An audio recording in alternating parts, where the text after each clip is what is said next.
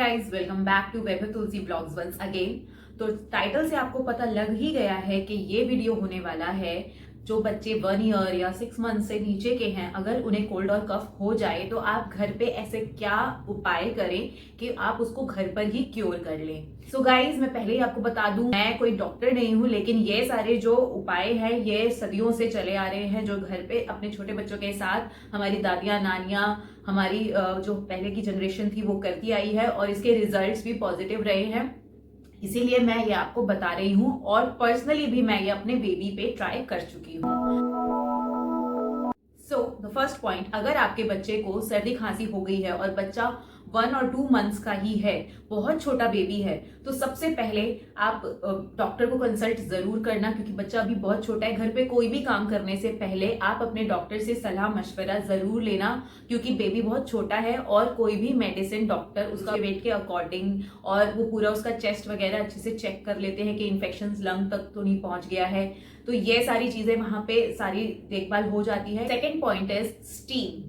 आप अपने बच्चे को स्टीमर से स्टीम दे सकते हैं, थोड़े से डिस्टेंस पे। बहुत सेफ्टी मेजर्स का ध्यान रखते हुए आप अपने बेबी को स्टीम दे सकते हैं कि बच्चा जले ना, और बहुत ही लाइट स्टीम आए। जो प्रोफेशनल स्टीमर्स आते हैं, स्पेशल स्टीमर्स होते हैं जो बेबीज के लिए, वो ही आप यूज करें इसको देते वक्त, ताकि उसमें से हल्की हल्की स्टीम ही लगे और बच्चे को उससे कोई दिक्कत ना हो। स्टीम देने से क्या होता है, बच्चे का जो सारा नेजल पैसेज होता है, जो कफ जम चुका होता है, वो सारा मेल्ट डाउन हो जाता है और बच्चे का ये सारा क्लियर हो जाता है, जिससे कि बच्चा ब्रीथ इजीली कर पाता है और रिकवर जल्दी करता है। आप स्टीमर से स्टीम नहीं देना चाहते हैं तो उसका दूसरा तरीका भी होता है कि आप बाथरूम में जाके हॉट शावर ऑन कर लीजिए और थोड़ा दूर खड़े हो जाइए। जो हॉट शावर का धुआं होगा, जो शावर के बाद जो धुआं निकलता है, वहां पे अपने बेबी को लेके खड़े हो जाइए। वो स्टीम भी बच्चे के लिए काफी होती है और उस स्टीम के बाद भी बच्चे का नोज पैसेज खुल जाता है। थर्ड पॉइंट है सरसों के तेल की remedy.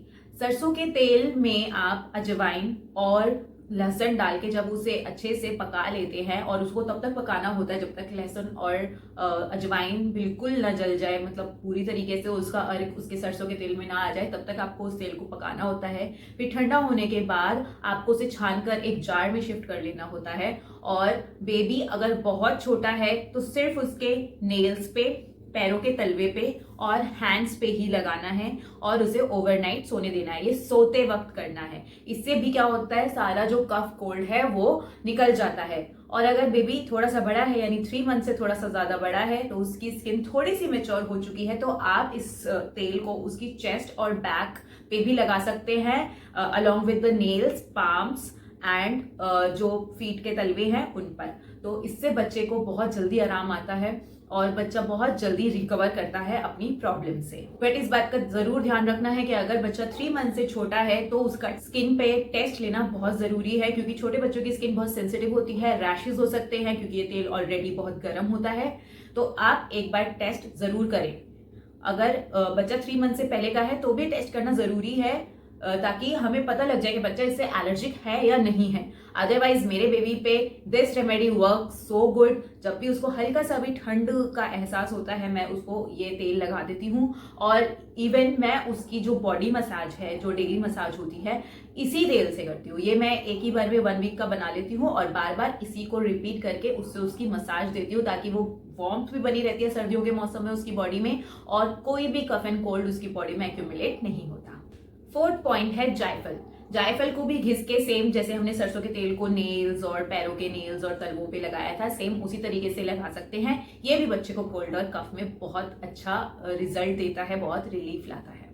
Next point is नेजो clear. नेजो clear एक सेलाइन ड्रॉप होती है जो नमक और पानी का मिक्सचर ही है बेसिकली। तो क्या होता है, सर्दियों में ड्राई एयर होती है तो बच्चों का नोज बहुत ड्राई हो जाता है और जो भी म्यूकस होता है वो ड्राई होके फंस जाता है, जिससे बच्चों की सांस नहीं ली जाती। कहते हैं ना, नोज ब्लॉक हो गई है, बच्चा सांस नहीं ले पाता है ठीक से, और उसको फिर फीड करने में भी प्रॉब्लम होती है, दूध पीने में भी प्रॉब्लम होती है, खाने में भी प्रॉब्लम होती है, और जिससे बच्चा बहुत चिड़चिड़ा और अनईजी हो जाता है।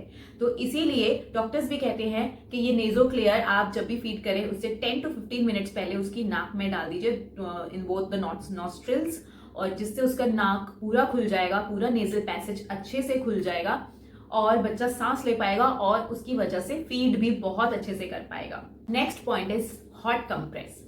हॉट कंप्रेस मतलब आप एक कोई भी कॉटन का कपड़ा लेके उसको प्रेस से गर्म करिए और आप पहले अपने हाथ पे टच करिएगा जरूर, और फिर बेबी की बेयर चेस्ट यानी चेस्ट पे अच्छे से लगाएं और उसको सेके, उसको इस तरीके से सिकाई दें। याद रखें, आप बच्चे को जला ना दें। कपड़े का टेम्परेचर आपको पहले अपने हाथ से टच करके देखना है, तब ही बच्चे की स्किन पे लगाना है। ये भी सेम चीज करेगा, जो भी चेस्ट में कंजेशन होगा, कॉफ होगा, वो सारा मेल्ट हो जाएगा और बच्चे को अच्छा लगेगा, हल्का लगेगा और जल्दी रिकवर करेगा। 7th point is breast milk. Breast milk is the boon for newborn kids. बच्चों को कोई भी बीमारी हो, ब्रेस्ट मिल्क एक दवाई की तरह काम करता है। तो इस टाइम बच्चे को ज्यादा से ज्यादा ब्रेस्ट मिल्क देना होता है। चाहे बच्चा टॉप फीड पर भी हो, लेकिन आपको टॉप फीड की क्वांटिटी हल्की सी कम करके अपना ब्रेस्ट फीड की क्वांटिटी को ज्यादा इंक्रीज करना होता है। और बच्चा इस समय बहुत कम दूध पीता है, तो इसकी वजह से आपको डरना भी नहीं है। आपको जैसे अगर आप पहले 3 to 4 आवर्स के गैप में दूध पिला रहे थे, अब आपको शॉर्ट मील्स कर देनी है। आपको कम दूध पिलाना है, ऑलरेडी बच्चा कम दूध पी रहा है, तो आपको उसका ड्यूरेशन भी कम कर देना है कि आपको हर 2 आवर्स में बच्चे को ब्रेस्ट मिल्क देना है। इससे बच्चे को जल्दी आराम मिलेगा और उसकी इम्यूनिटी भी स्ट्रांग होगी। याद रखिए, छोटी छोटी मील्स मतलब थोड़ा थोड़ा दूध थोड़े थोड़े टाइम गैप पर आपको बच्चे को देते रहना है।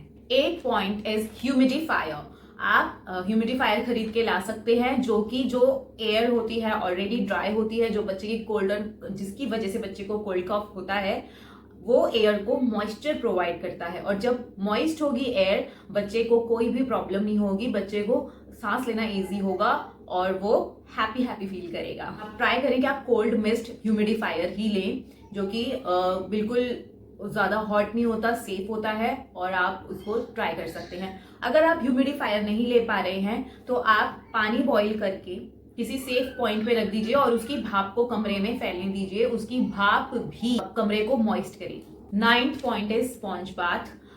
जब बच्चा बहुत छोटा होता है और उसे कोल्ड कफ हो जाता है, तो लोग प्रेफर करते हैं कि उसे डिप बाथ ना दें। ऑल्दो डिप बाथ देना हमेशा अच्छी बात होती है, लेकिन फिर भी बच्चे की वेलबींग के लिए कई लोग नहीं देते। एब्सोल्युटली राइट, जैसा माँ को फील हो वैसा ही करना चाहिए।